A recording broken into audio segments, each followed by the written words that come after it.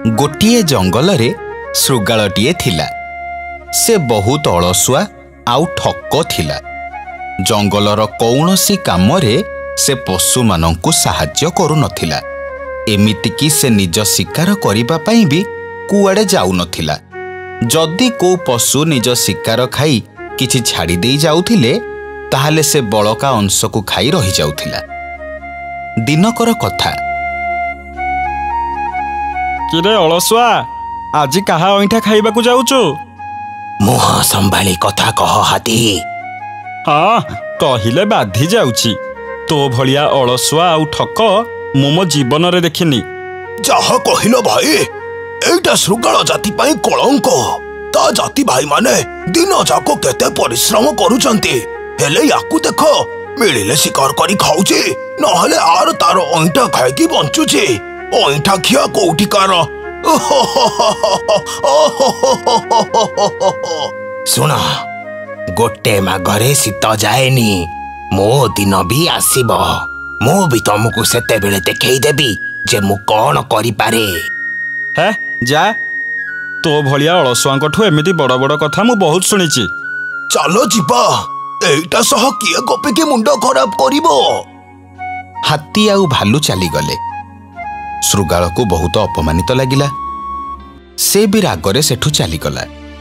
किछि समय परे से बाटरे किछि पिंपुड़ी को खाद्य नेकी जाउथिबार देखिला। अरे देख रे, ओइठा खिया आसिला। एबे हम खाइबा छड़ेई कि नै जिवो। हाँ, एइटा ठापुआटा, अलसुआटा। यार सब बेले अन्य मानक खाद्य उपरे नजर। चलो शीघ्र एठू पळेई चलो। पिंपुड़ी मानंक कथा सुनी शृगाल एते जोरे रागिगला जे से तांको दलर किछि पिंपुड़ी मानंक उपरे चढ़ी तांको मारिदेला आउ ता गुंफा को फेरीगला।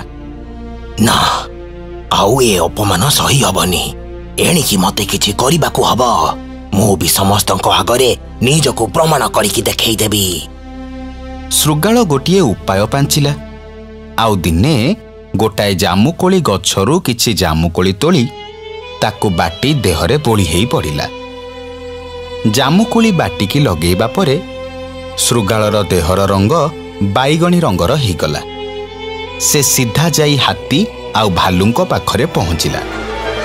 कौन करूछ भाई माने? एलो बोलो, एइटा किए? तमे किए? किए तमे? मते चिन्हि पारु न? मु नीलवर्ण शृगालर आत्मा। मु मरिबा परे मो आत्मार रंग बाईगणी हेई जाईची। मु भूत। हेले तमे एठिकी काहेकि आसीच? प्रतिशोध नबाको। प्रतिशोध? की प्रतिशोध? आमे तमर की असुविधा करिचु?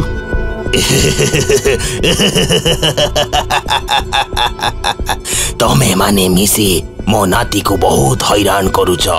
ताको तमे माने ओइठा खिया अलसुआ आउ ठापुआ कहि चिड़ौछ। आज मु तम मानक रक्त पीकी तमठो प्रतिशोध नेबी। ये कौन रक्त पीब कहलानी? पळेई चलो समस्ते।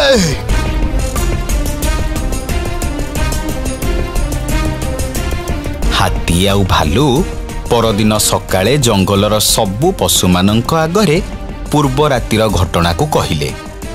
कथाटा धीरे धीरे जाई सिंह राजांक कानरे पड़िला। एगुड़ा सब अंधविश्वास। तमे माने आउ काहाकू देखिछ आउ ताको भूत बोली भाबिछ? हेले महाराज, आमे सत्य कहूचु। से आम रक्त पीब बोली कहिला। खाली सेतिकी नुह, कहिला हमको मारी आमठू प्रतिशोध नबो। बस बहुत हैला। मु ए सब बाज्य कथा सुनिबाकू चाहेनी। मु एबे शिकार पाई जिबी। तमे माने जाओ आउ जाई विश्राम कर। सिंह शिकार करिबाकू गला। से फेरिबा बेलकू राति हो जाइथिला। शृगाल सेतिकी बेले सिंह पाखरे जाई पहुंचिला।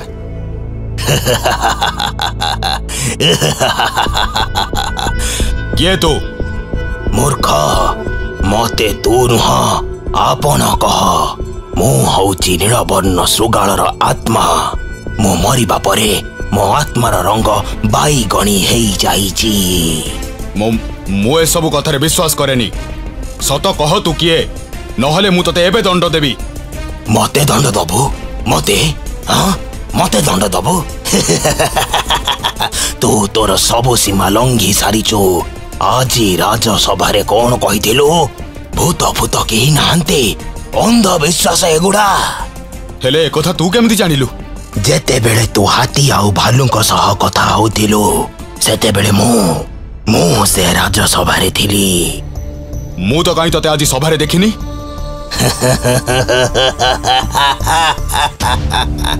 ମୁଁ ହଉଛି ଆତ୍ମା, ଭୂତ।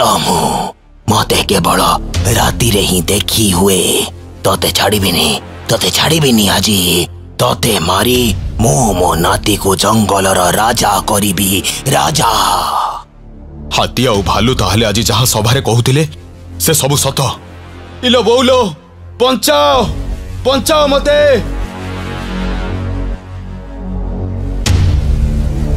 ପରଦିନ ଜଙ୍ଗଲର ସବୁ ପଶୁ ଯାଇ ସିଂହ ପାଖରେ ପହଞ୍ଚିଲେ। ସିଂହ ଏତେ ଜୋରେ ଡରି ଯାଇଥିଲା ଯେ ତା ଉପରେ ଯେତେ ପାଣି ପକେଇଲେ ବି ତାର ଚେତା ଫେରିଲା ନାହିଁ। ସବୁ ପଶୁମାନେ ବଡ଼ ଚିନ୍ତାରେ ପଡ଼ିଲେ।